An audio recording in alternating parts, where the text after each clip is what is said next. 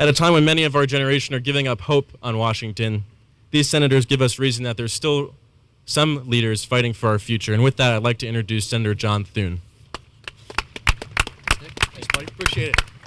Well, thank you, Nick, and I want to congratulate you and Ryan and Larry and your entire team for all the work that's gone into getting the Can Kicks back formed and really uniting around some policies, some legislation that I think is really important to the future of this country. And so we're grateful for your contributions and all the young people here today. It's always nice to see young people that are engaged in the political process, and especially on something that has such a profound impact on their future. I have two daughters that are in their 20s, so this is something I care deeply about, passionately about, because too often here in Washington we make decisions with the near term in mind, with a short-term horizon, without consideration to what impact that's going to have on future generations of Americans. And so I'm really happy to work with Tim Kaine, a colleague from the state of Virginia, been a great leader on this issue, who, like me, is concerned about the fiscal path that we're on as a country, the trajectory that we're on, and want to do something about that to make sure that we are at least doing, as lawmakers, our jobs to inform not only the American people but our colleagues about the implications of many of the decisions that get made today and the fiscal impact they're going to have on future generations. You know, so what the bill essentially does, the Inform Act, really, it requires the president, when he submits his budget, to take into consideration what we call generational accounting, and that is to basically spell out the impacts of his policies on future generations. Fiscal gap analysis is also something that's included, which basically requires that the amount of revenues and the amount of spending for these various policies be computed and also be a part of the discussion, the conversation that we have here up on Capitol Hill. It requires the Congressional Budget Office, when they do their long-term forecast, to take into consideration not just the 5-year or the 10-year window, but what's going to happen 25, 50, even 75 years down the road into the future. What are these policies going to mean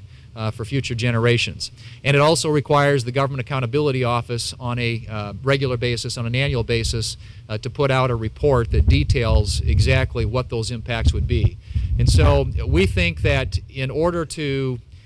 when you've got a big problem and you're trying to determine how to address that problem, you have to clearly define it. And the first thing about solving a problem is defining reality. And it's important that we define reality for not just the people who are, you know, here today and living under these policies, but those that are going to be impacted in the future. And so I'm delighted to be a part of this effort. I just can't say enough in terms of encouragement. And congratulations to the Can Kicks back for the things that have already been done on college campuses all around this country, informing and getting young people of that age, millennial generation, involved in the political process, particularly on an issue that has this kind of consequence for their future and for our country's future. It is time for us to provide the accountability to the American people and to future generations that is necessary, so that they know full well, that we all know full well, as we make policies, clearly what those impacts are going to be and what the day-to-day future outlook is. As Nick mentioned, you know, in this country we've had a heritage, a long tradition and a history, and I come from a part of the country in South Dakota where my grandfather came here from Norway back in 1906, and he came here in search of the American dream and to pursue a better future for his family.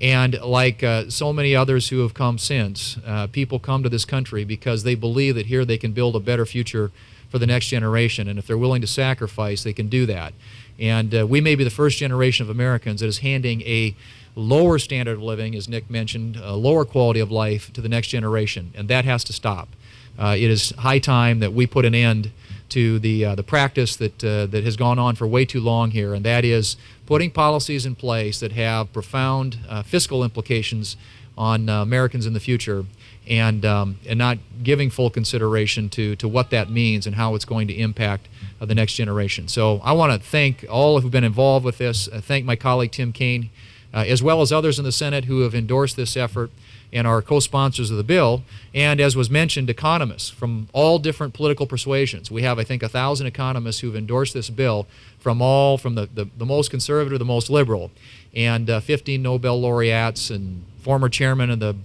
Budget Committee, Kent Conrad, Judd Gregg, David Walker, who was the former head of the GAO, so many people who recognize the value of this, and we just hope that we can get the necessary impetus behind it to move this legislation forward, make it a part of the work that we do here in Washington every single day, so that the American people are better informed about what these decisions mean for their future, and that there is greater accountability among elected officials here in Washington. So thank you all very much.